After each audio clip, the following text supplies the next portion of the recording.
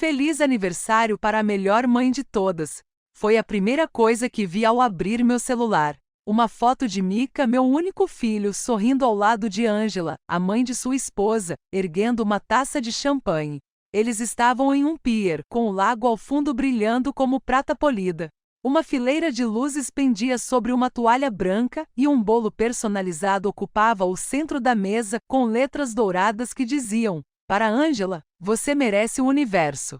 Era meu aniversário também.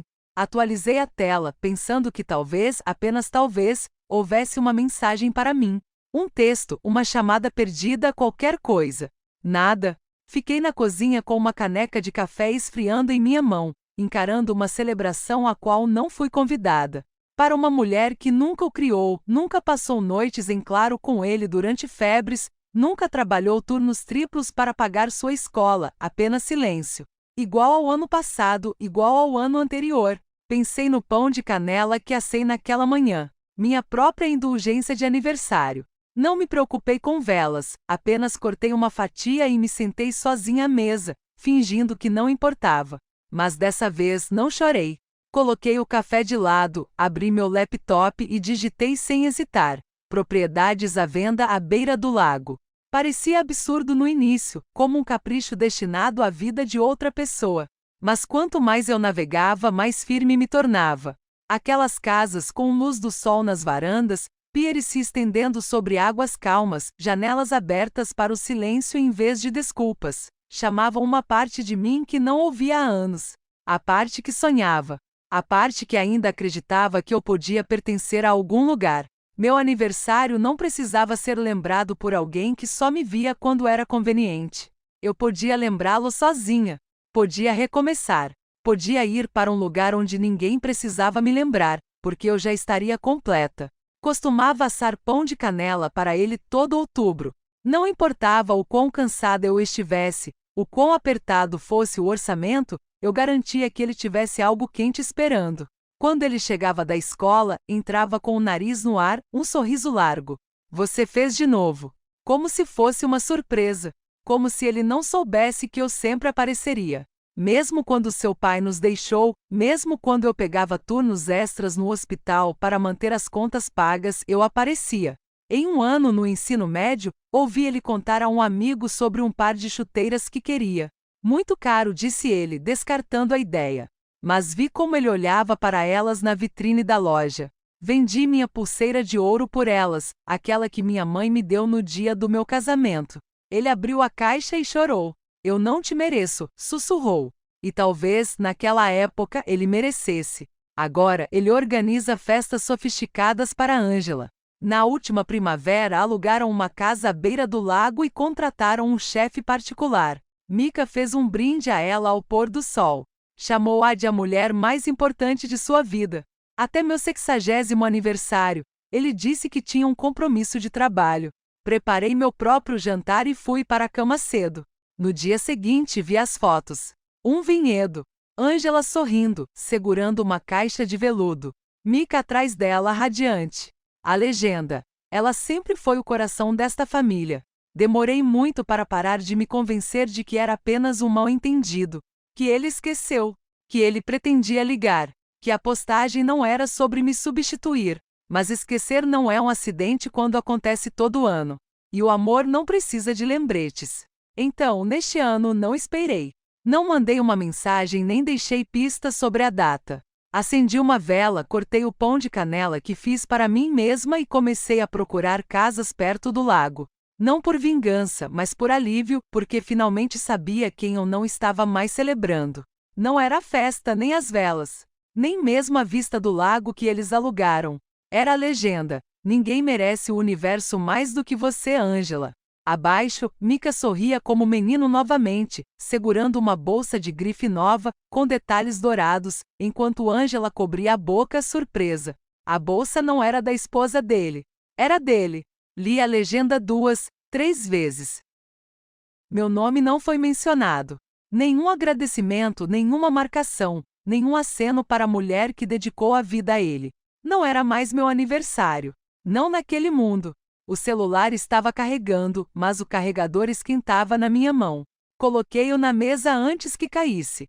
Por um longo tempo apenas fiquei na cozinha respirando, encarando o chão de azulejos. Então, como algo automático, abri o aplicativo do banco. Não olhava minha conta há meses, talvez um ano. Lá estava, $75 mil. O acordo por lesão do Hospital County General. Escorreguei um disco levantando um paciente pesado demais para uma enfermeira sozinha, mas não havia mais ninguém no turno. Terminei a ronda, dirigi até em casa pela metade e passei 6 semanas deitada enquanto o advogado do hospital negociava a compensação. Nunca toquei no dinheiro. Disse a mim mesma que era para Mika, para o futuro, para o caso de emergência. A emergência, no fim, era minha. Fechei o aplicativo e caminhei até minha pequena escrivaninha no canto da sala. Peguei um bloco de papel e comecei uma lista. Lugares que já amei, lugares que nunca visitei. Escrevi Vermont no topo. Depois circulei. Não estava com raiva. Não estava amarga. Estava apenas exausta. Exausta de esperar, de me perguntar, de tentar conquistar um lugar à mesa que paguei com tudo o que tinha. E ao fim da noite tinha salvado 3 chalés. O aluguel tem sido pesado, Mika disse numa noite pelo telefone, a voz baixa e tensa. Odeio pedir, mãe. Só até as coisas se equilibrarem. Não hesitei. Transferi o dinheiro na manhã seguinte. 6 meses de aluguel pagos integralmente. Não contei a ninguém, nem a minha melhor amiga. Não era orgulho. Era amor. Silencioso, comum, incondicional. Isso foi há 1 ano. Agora eu estava olhando para outra tela, a luz lançando sombras nítidas na minha cozinha escura. O cruzeiro de aniversário de Angela. Mika erguendo uma taça de champanhe no deck de um barco novinho em folha. Angela com um chapéu de sol. O nome dela numa faixa ao fundo. A legenda, #Amo você mãe. Obrigado a todos que ajudaram a tornar isso realidade. Todos menos eu. A câmera passou por comida gourmet, decorações personalizadas, convidados rindo. Pausei o vídeo e me aproximei, só para ter certeza. O barco era novo, não alugado, não emprestado, comprado. Fiquei no meu pequeno duplex, absorvendo tudo. O balcão lascado, a dobradiça do armário descascando, as cortinas que costurei em 1992, quando Mika ainda me chamava de mamãe. Não foram trocadas desde então. E murmurei para ninguém. Você comprou um barco para ela com o dinheiro do meu aluguel. Não era o dinheiro. Era a reescrita da história. Eles fizeram parecer que eu nunca existi. Como se Angela fosse a base, a provedora, a que apareceu e o salvou. Mas fui eu quem tirou licença não remunerada quando Mika fez cirurgia aos 12 anos. Fui eu quem pulava refeições para que ele pudesse ir ao acampamento de basquete. E agora era eu quem via meus sacrifícios aparecerem na celebração de outra pessoa. Naquela noite não dormi. Em vez disso, sentei à mesa da cozinha e abri as listagens novamente. Encontrei o chalé amarelo perto do lago, com uma varanda silenciosa, sem o nome de outra pessoa na caixa de correio. E dessa vez não hesitei em mandar um e-mail para o corretor. Encontrei em 2 cliques. Um chalé amarelo claro aninhado perto dos lagos de Vermont, pequeno, mas banhado de sol, com uma varanda de madeira que o abraçava como um convite. Um pier apenas largo o suficiente para uma cadeira. Silêncio incluso. A voz do corretor estalou na ligação. Está pronta para comprar? Não parei para pensar. À vista respondi. 2 semanas depois, as chaves estavam na minha mão. Não contei a ninguém. Nem a Mika. Nem a ninguém da igreja. Não era uma proclamação. Era um recuo. Um que não precisava de permissão. Comprei roupas de cama novas. Nada caro, mas macias. Brancas com listras azuis claras. Desembalei meus pratos, os mesmos que usei por anos, e os arrumei cuidadosamente em prateleiras abertas. Toda manhã servia meu próprio café e saía para a varanda descalça, sentindo a madeira fresca sob meus pés. Não preenchia o silêncio com ligações ou música. Apenas ouvia o lago respirar. Não havia vozes pedindo que eu explicasse, ninguém me dizendo o que eu devia.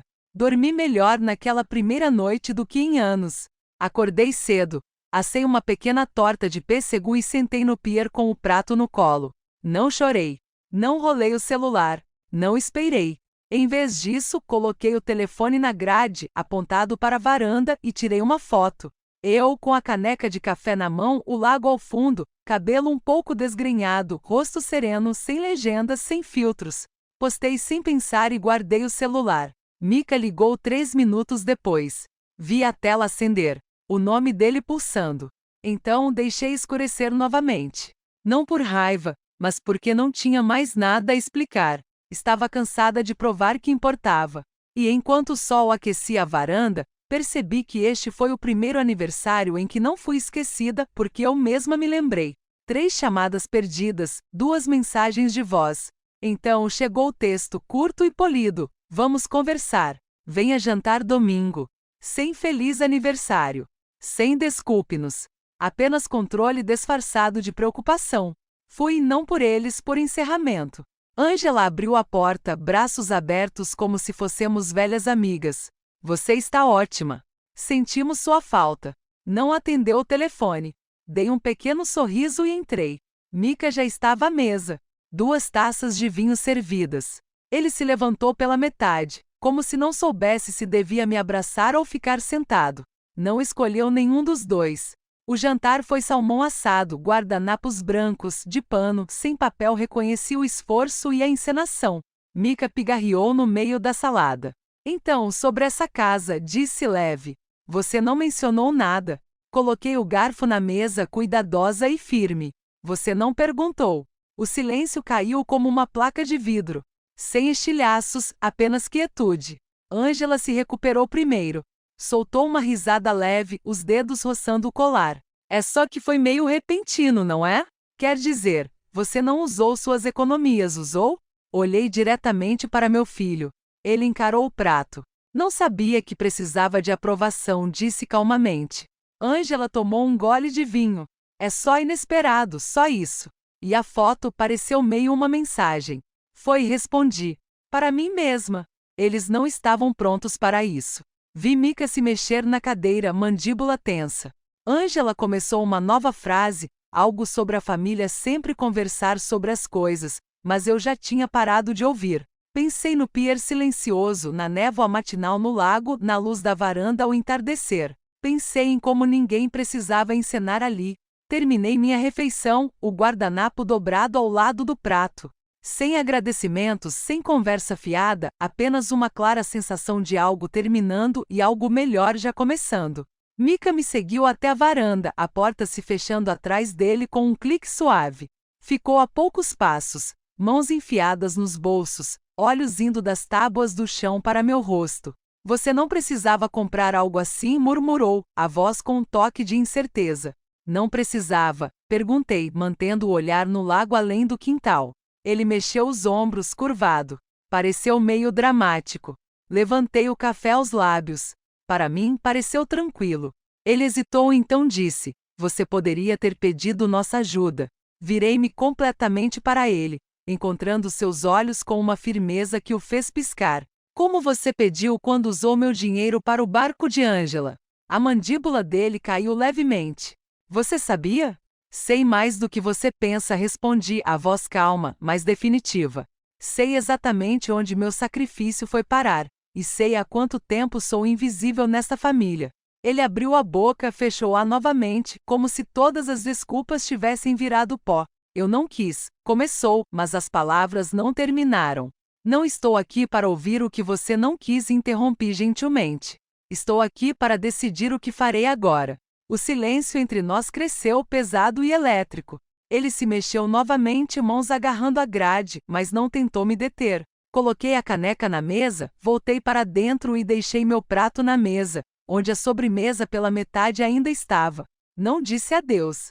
A voz de Ângela veio da cozinha, chamando Mika, mas ele não se moveu. Peguei minha bolsa na cadeira. Coloquei-a no ombro e saí pela porta da frente para a noite. A luz da varanda iluminou a borda da porta do carro quando a abri. O som do lago já ecoava na minha mente enquanto girava a chave. Ângela mandou uma mensagem na manhã seguinte. Espero que não te magoamos. Você sempre foi como uma segunda mãe. Encarei a tela, o polegar pairando.